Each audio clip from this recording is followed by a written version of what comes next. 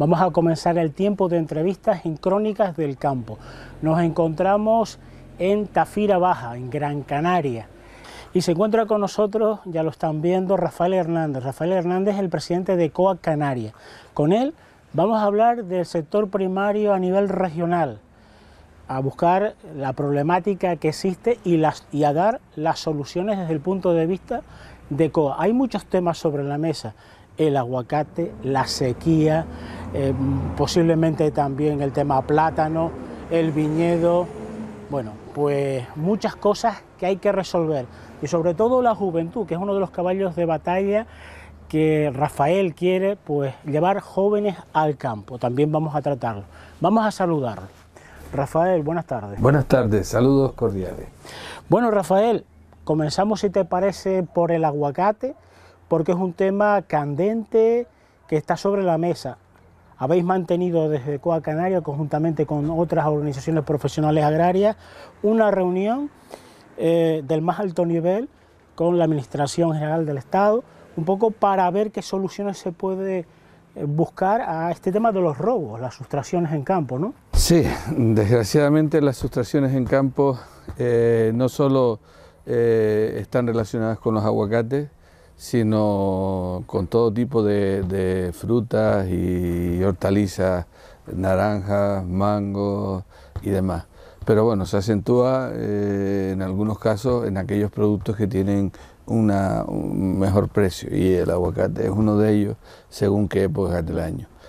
El problema está en que, ya sea en zonas periurbanas o en zonas rurales, la gente viene y, bueno, pues, y roba y destroza y hace daño, y claro, es difícil afrontar este problema. Por eso hemos recurrido a la administración, ¿no?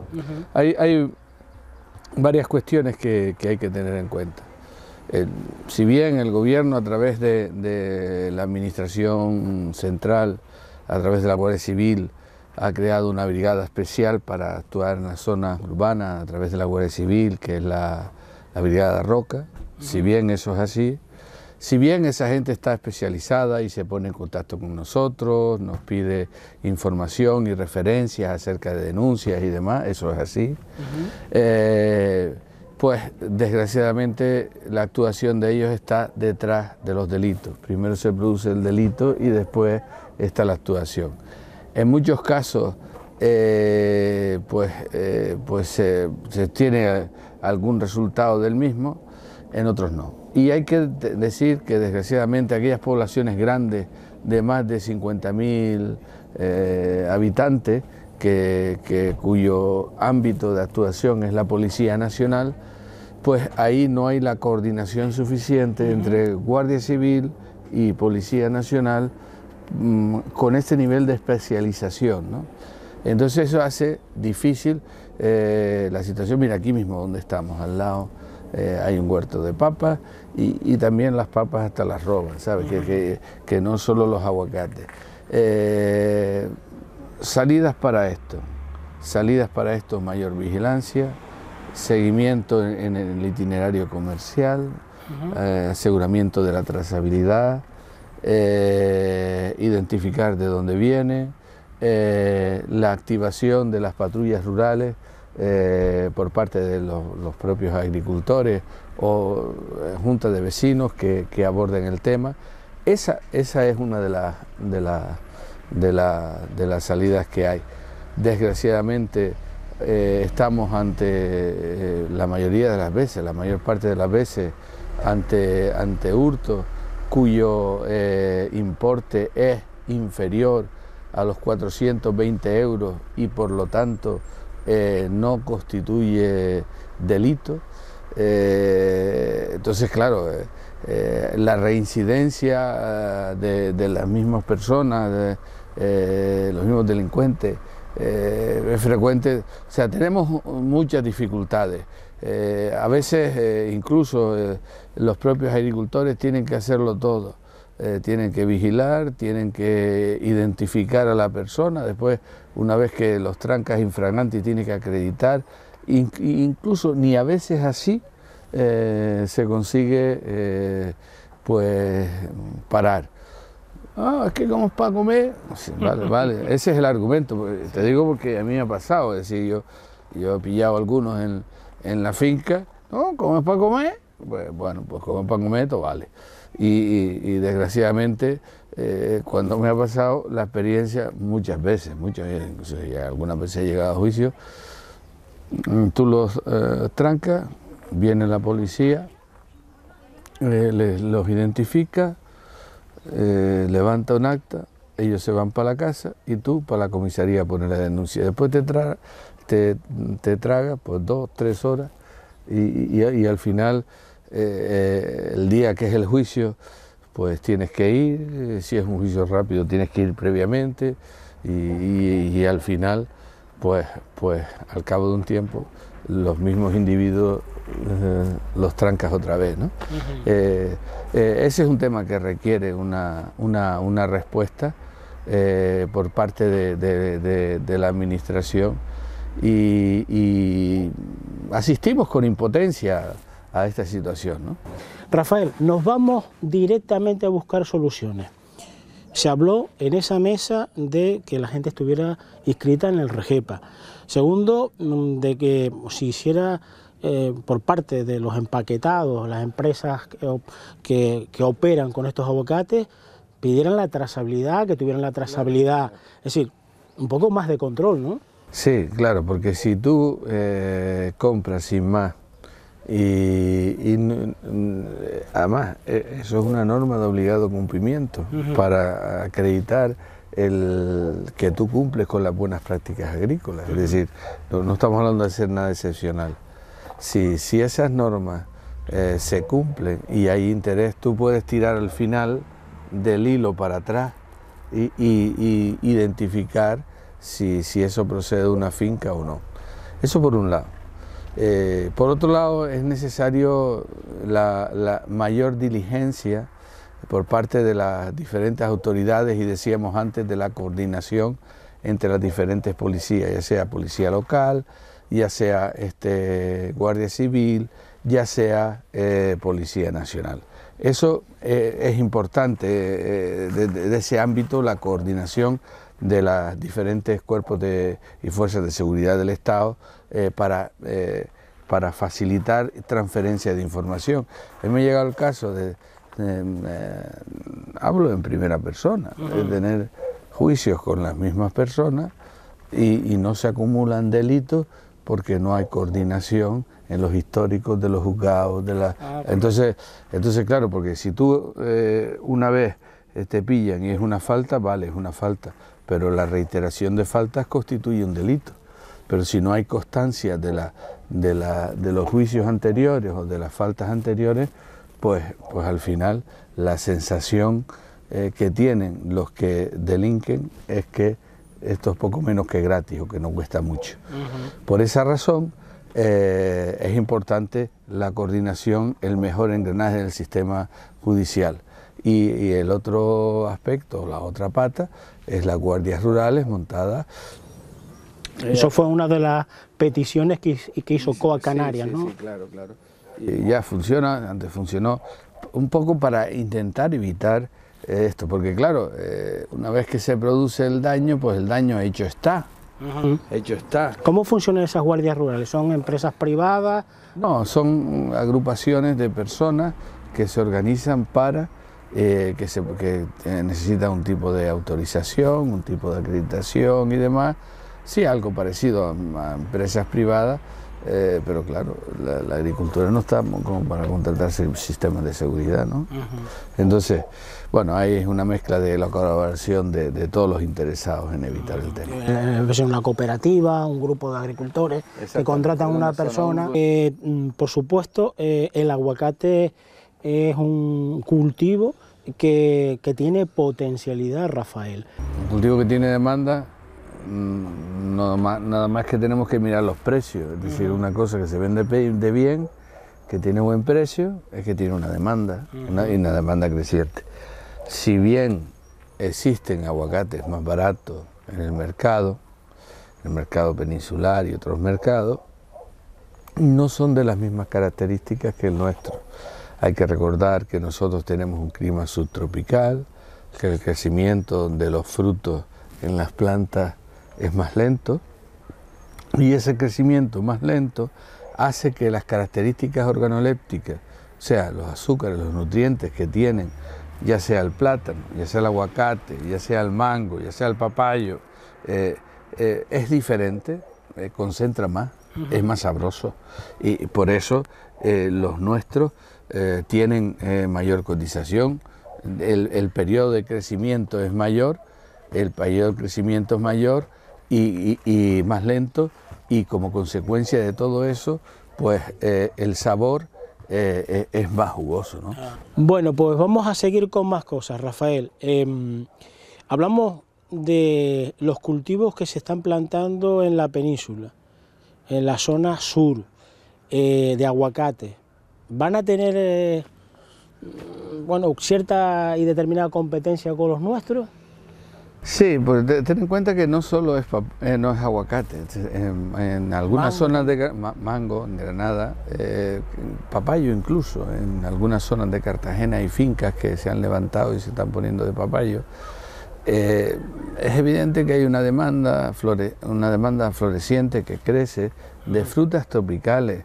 Nosotros tenemos una ventaja, y es que lo que tiene que comercializarse de algunas frutas tropicales que tiene que cruzar el charco, o viene por avión y se coge en un punto de maduración mayor, y eso sale muy caro, o se trae en barco y se cosecha antes. Eso al final se convierte en un hándicap. O sea, un papayo que viene, o un aguacate, o un mango que viene del otro lado, viene en barco, el sabor no es el mismo ni parecido, porque se ha tenido que cosechar en un punto de maduración anterior para que soporte el transporte y después la fase de comercialización. Entonces, claro, es evidente que eso pues tiene sus limitaciones, ese tipo de fruta. Ahora bien, en la península se está creciendo en aguacate, no es el mismo que el nuestro, pero bueno, se están avanzando en algunos aspectos. A corto plazo no supone una amenaza, a corto plazo no.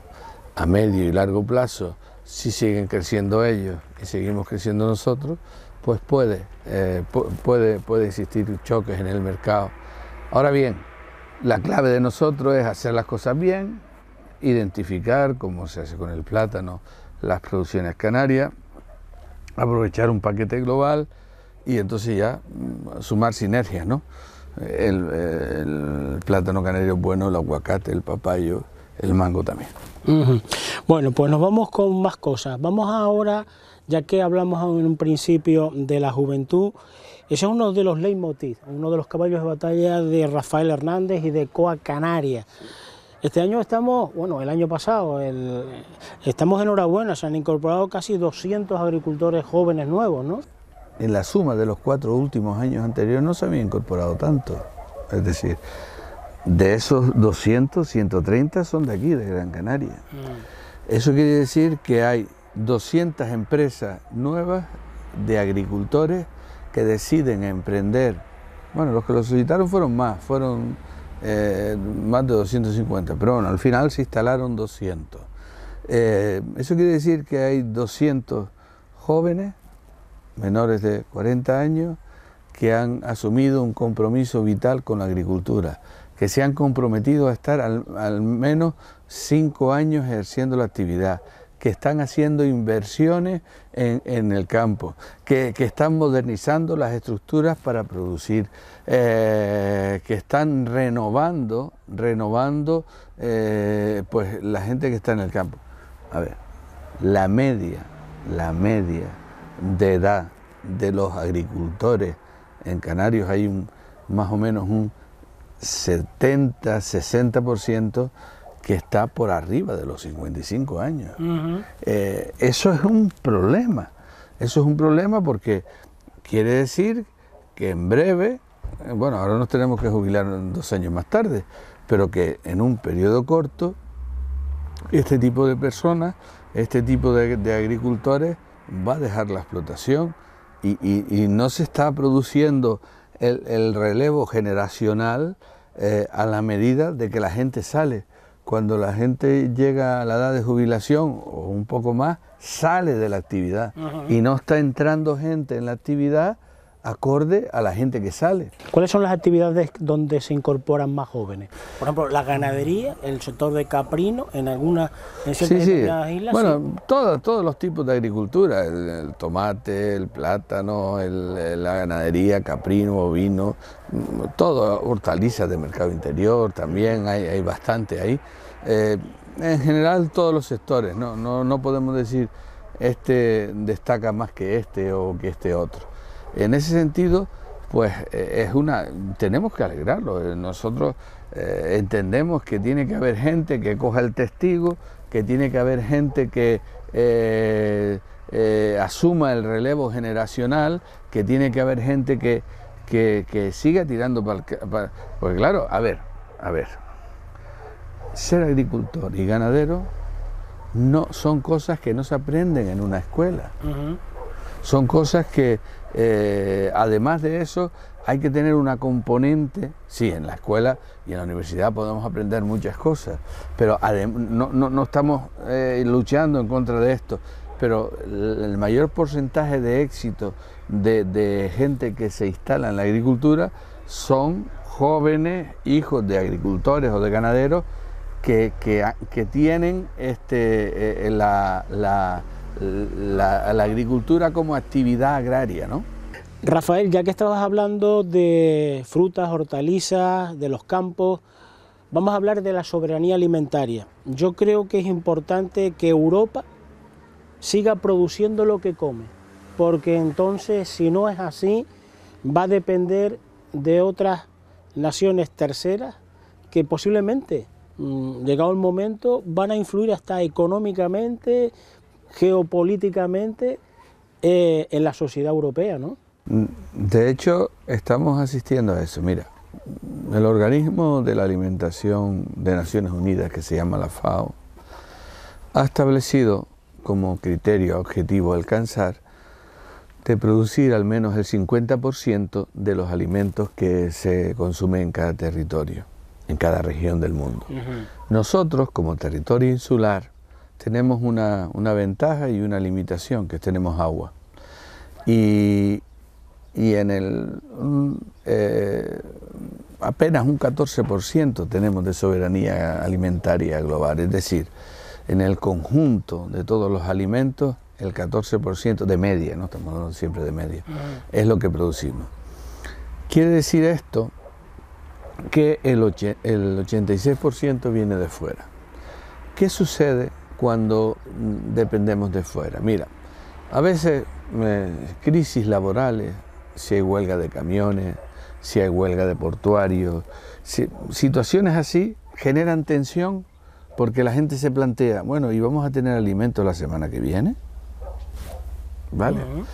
Es desde el punto de vista estratégico vital el tener un nivel de producir alimentos para garantizar la producción local, desde el punto de vista de la seguridad. Pero desde el punto de vista de la salud, también, a ver, no es lo mismo una lechuga que se coge la víspera y al día siguiente está en el mercado, la cercanía, que una que tiene que viajar.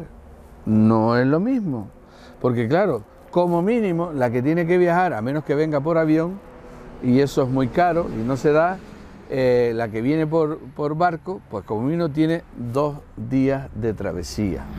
Aparte del transporte hasta el muelle y después la salida del muelle y el circuito comercial. Eso es una de las claves. Otra de las claves es que la soberanía alimentaria es una necesidad. Nosotros en la COA, en la Vía Campesina, hemos levantado esa bandera. Eso es bueno para los agricultores de África, para los agricultores de América, para los agricultores de Europa. Hay algunos que piensan que el comercio lo puede resolver todo. Es cierto que el comercio puede resolver muchas cosas, pero todo, siempre no. Porque a veces se dan circunstancias. Por ejemplo,